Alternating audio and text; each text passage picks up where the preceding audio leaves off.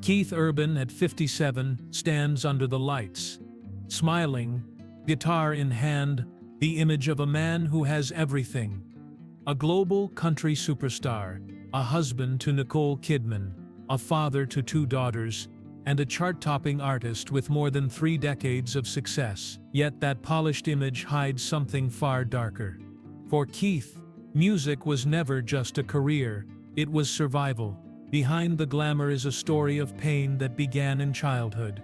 Growing up with an alcoholic, abusive father in a home where silence and fear shaped his every day. Those scars never fully healed, and when Keith reached for fame in Nashville, they resurfaced in the form of cocaine, alcohol, and hospitalizations that nearly destroyed his life. Even marriage to Nicole Kidman began with relapse and a desperate intervention. And still the tragedies didn't stop.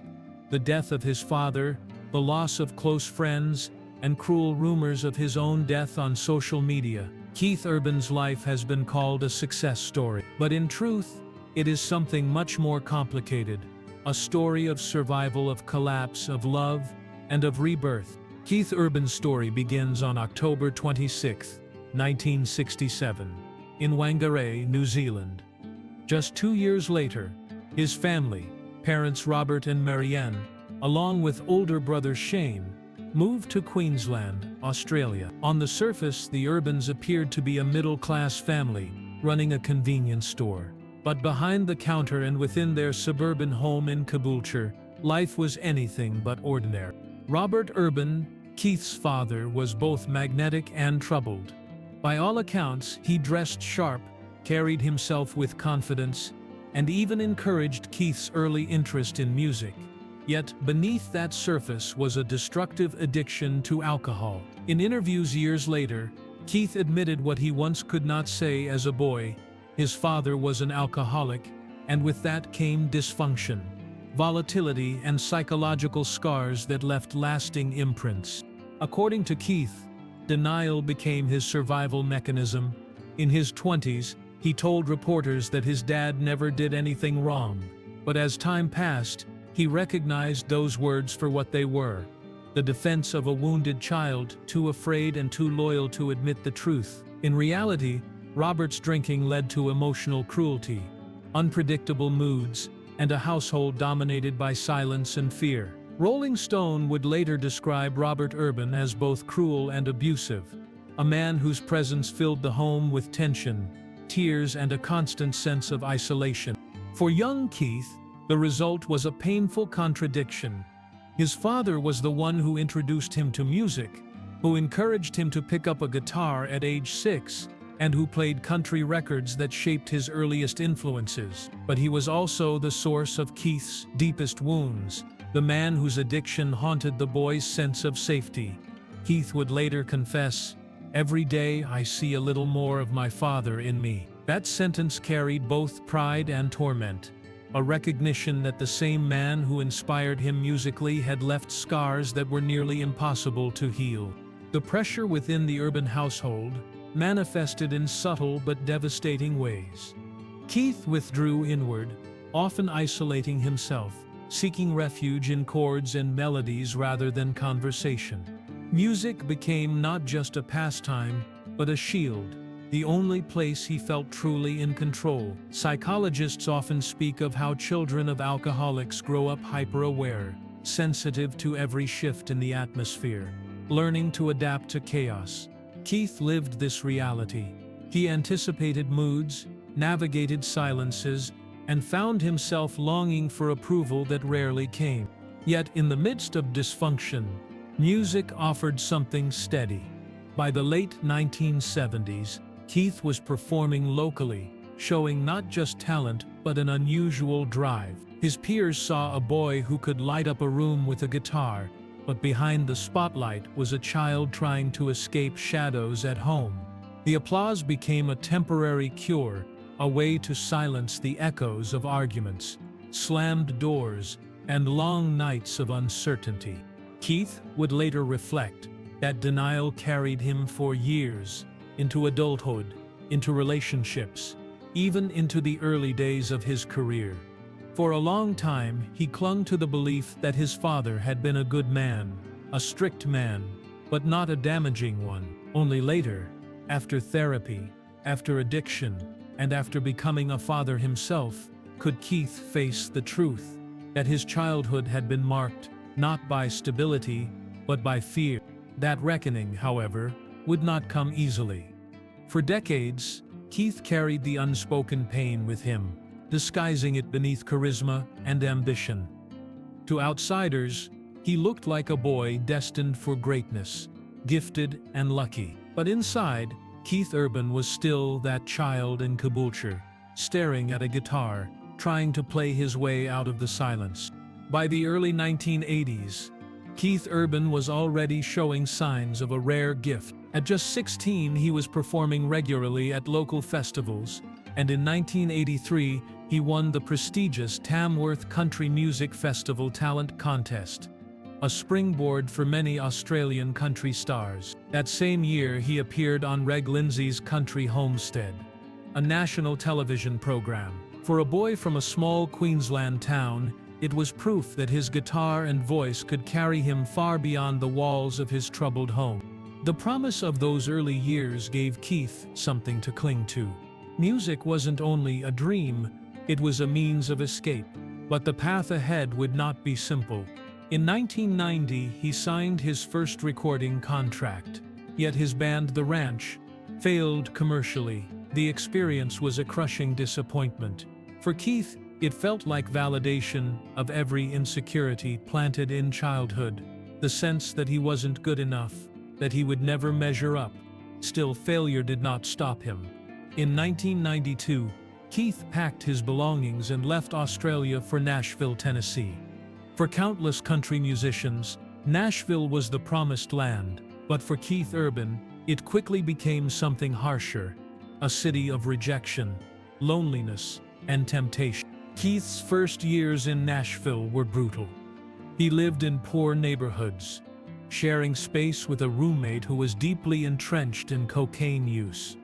Poverty and constant rejection pushed him into the same destructive cycle. Night after night, he found himself reaching for drugs and alcohol to dull the sting of failure. He later admitted he was turned down more than 10 times by record labels before Capitol Records finally gave him a chance in 1990. But during those years of waiting, the spiral deepened. The irony was impossible to ignore. Keith had left behind a childhood overshadowed by an alcoholic father, vowing never to repeat the same mistakes. Yet in Nashville, he began to walk the same path, not with a bottle in his hand every day, but with cocaine and heavy drinking as constant companions. He would later say, "I didn't drink like my dad, but I was an addict, just the same." By the late 1990s, his health began to fail. He entered rehab for the first time in 1998 at Cumberland Heights in Nashville, spending 6 months in treatment. It wouldn't be the last time. Even as his career gained traction, the cravings and relapses followed. The pressures of performance, the sting of rejection, and the loneliness of being far from home all fed into the cycle. And yet, even in the depths of addiction, music kept breaking through. Some of Keith's most personal songs from this period reflect the war he was waging inside. Tracks like You're Not My God in 2002 and Nobody Drinks Alone in 2004 spoke to audiences as powerful anthems, but for Keith, they were confessions, admissions of a battle he could not yet fully control. What outsiders saw was a rising star, a talented guitarist, a charismatic singer, and a man who looked like he had escaped Australia to conquer the American dream. What they didn't see were the nights spent in haze, the hospitalizations, the collapsed relationships, and the self-doubt gnawing away behind every chord. Nashville gave Keith Urban his career, but it also gave him the demons that nearly destroyed it. For every standing ovation, there was a relapse. For every new opportunity, there was another night of cocaine and alcohol. The boy who had once used music to survive his father's drinking was now in danger of becoming a mirror image of the very man he had sworn not to become. By the early 2000s, Keith Urban's career had begun to climb.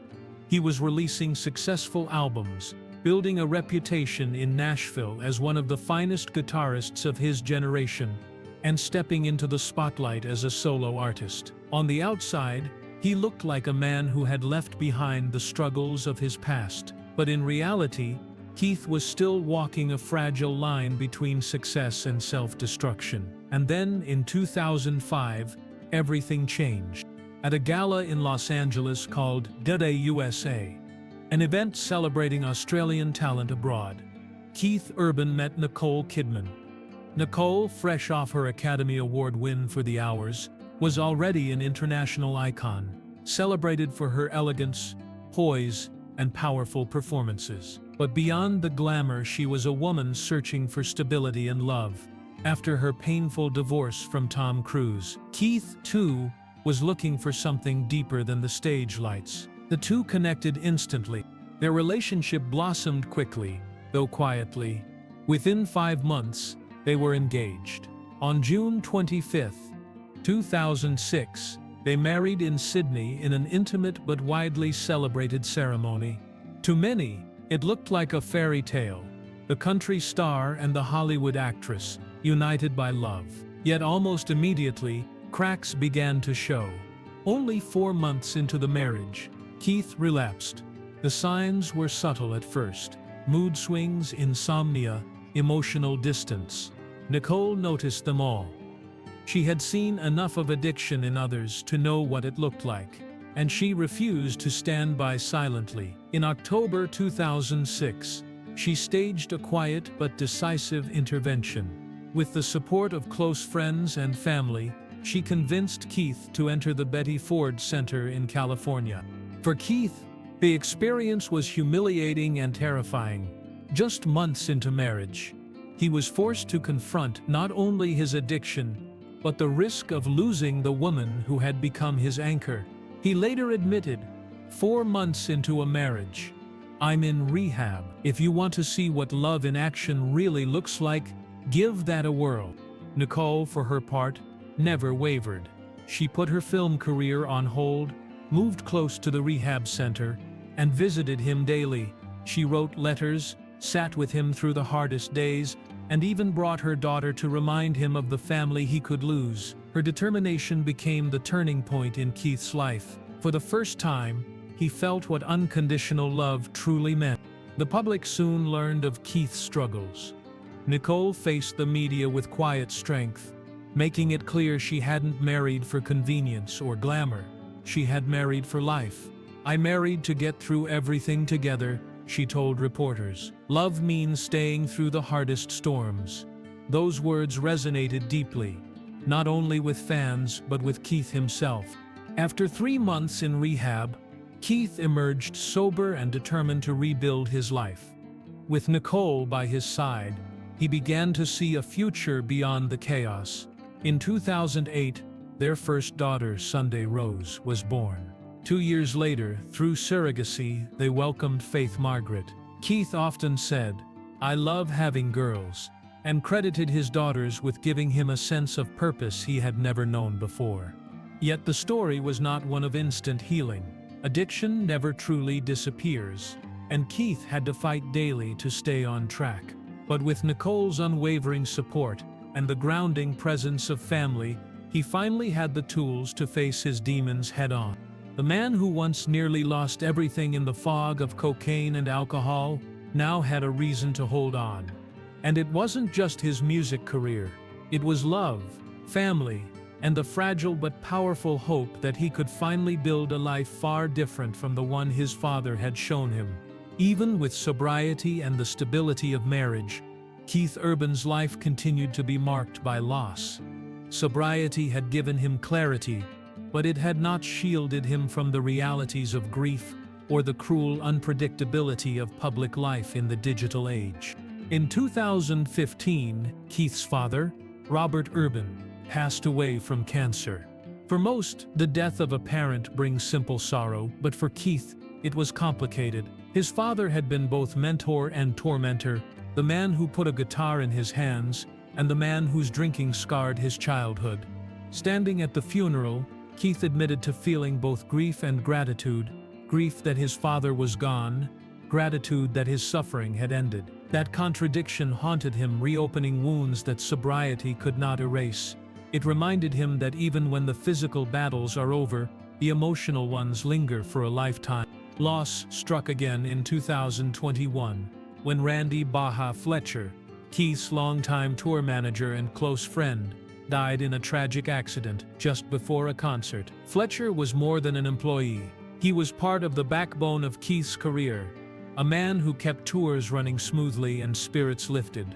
His sudden absence shook the entire crew and left Keith reeling. Music had always been Keith's outlet for pain, but in this case, even the stage felt emptier, without Baja there to steady the operation behind the curtain. Then, in 2024, Keith's family faced another devastating blow when Nicole Kidman's mother, Janelle, passed away. Nicole had been Keith's rock during his years of recovery, and now he became hers, supporting her through the same cycles of grief he had known so well. Together they mourned deeply, drawing on family bonds and faith to carry them through. But even as Keith navigated these very real losses, a different kind of pain emerged. One born not from fate, but from fabrication. In 2023, social media exploded with false reports that Keith Urban had died.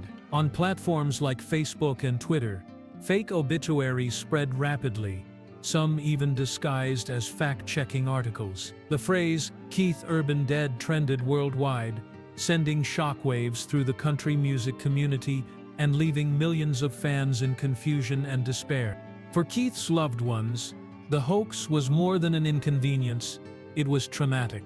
Nicole, their daughters, and Keith's close circle, who had already endured enough grief, suddenly had to face panicked calls and messages. For them, the rumor was a cruel reminder of how quickly misinformation can inflict real harm. Keith himself chose silence. While his management swiftly denied the rumors, Keith refused to engage publicly, preferring to shield his family from the toxic cycle of online speculation. Snopes and other organizations later debunked the story, confirming that Keith was alive and healthy, but the damage had been done. Being declared dead while still alive is a surreal and disorienting experience, one that deepened Keith's reflections on mortality and the fragility of peace in the public eye. For Keith, these hoaxes revealed a new reality. The modern celebrity's struggle is not just with personal demons, but with an online world that can fabricate tragedies overnight. After years of battling real addiction, real grief, and real loss, he was now forced to confront pain manufactured by strangers. Yet, just as he had done all his life, Keith turned again to music. In the face of death, both real and rumored, he found refuge in songwriting, using melodies as a way to process grief, anger, and confusion. Songs like "Break the Chain" carried messages of healing, urging listeners to end cycles of generational pain. For Keith, they were more than songs, they were survival tools. Loss had defined him since childhood. Now, even as he endured hoaxes and heartache, Keith Urban refused to surrender. Instead, he faced grief with the same determination that had carried him through addiction, by transforming it into music and reminding the world that no rumor, no tragedy, could silence his voice. After decades of turbulence, Keith Urban's greatest redemption did not come in the form of a single album or one triumphant tour. It came slowly, through music, family, and a new way of living that allowed him to finally separate his identity from his addiction. For Keith, this shift was not about erasing the past. It was about transforming it into something that could sustain him, his marriage, and the fans who had stood by him. In 2024, Keith released High, a deeply personal album that seemed to crystallize his journey of survival. With 12 tracks, the record was a mixture of soaring melodies and raw lyrics, each one carrying echoes of the man who had clawed his way back from despair. The response was immediate. In its first week, High entered the US country charts and reached number 6 on the album sales chart. By 2025, it had been honored at the Golden Guitar Awards as the top-selling Australian country album. Commercial success was important, but for Keith, the recognition meant something deeper. Proof that his voice, the authentic, vulnerable voice that had survived every storm, still mattered.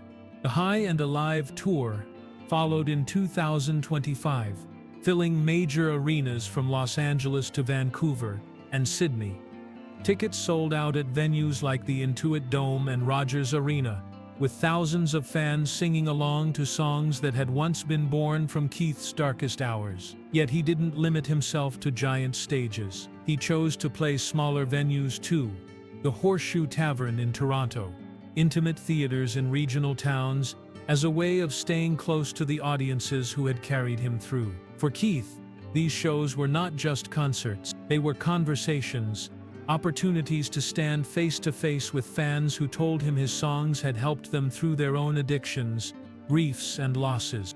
What made this new chapter so powerful was the balance Keith had finally achieved. In the past, the road had been his downfall: nights of drinking, endless temptations, and the suffocating loneliness of hotel rooms. Now touring was different. Nicole and their daughters remained the core of his world. Even with a demanding schedule, Keith carved out time for family walks in the park, guitar lessons with Sunday Rose, and quiet evenings together after returning from the road. He frequently shared these moments on social media, posting simple family photos with captions like, "Blessings from our family to yours." They weren't marketing, they were reminders that Keith Urban, once defined by chaos, now found peace in ordinary joy. At the same time, Keith used his platform to reach beyond the stage. He and Nicole began organizing private mental health discussions for youth, sharing their story of love, relapse, and resilience. Keith spoke openly at events about addiction, telling audiences that the key to survival was learning to separate the addict from the person. He admitted that vulnerability was painful, but necessary, and he encouraged others to do the same. Fans responded by sharing their own recovery stories, sparking a wave of connection and community around his music. Behind the scenes, Keith's crew spoke of his generosity and humility. After shows, he often lingered to meet fans struggling with mental health or addiction, offering encouragement face to face. For those who once looked at him as just a star, he had become something more: a companion in the battle against despair, proof that it was possible to rise again. In many ways, Keith Urban's redemption is ongoing. Recovery is never finished, grief is never fully healed, and fame never stops testing resilience. But through music, family, and honesty, he has carved out a life defined not by tragedy, but by triumph over it. His story is no longer one of collapse. It is one of rebirth. And every time he steps on stage, guitar in hand, Keith Urban shows that pain can be transformed into purpose, and that even the deepest scars can give rise to beauty. Keith Urban's journey has never been a straight line. From the shadows of his father's drinking in Caboolture, to the lonely nights in Nashville, where addiction nearly swallowed him whole, to the heartbreaking losses that followed him into adulthood, his story has been marked by pain at every stage. Yet it has also been marked by resilience. Every relapse, every setback, every cruel rumor of his own death has been met with the same answer: music, family, and an unshakable determination to rise again. For Keith, redemption has not meant forgetting the past. It has meant transforming it. The boy who once picked up a guitar to escape silence now uses it to connect with millions, giving voice to the wounded, the grieving, and the recovering. With Nicole Kidman at his side, with two daughters who anchor his hope, and with fans who see their own struggles reflected in his songs, Keith Urban has become more than a country star. He is a survivor, a father, and a symbol of what it means to fight through tragedy toward rebirth. For more emotional stories, check out this video.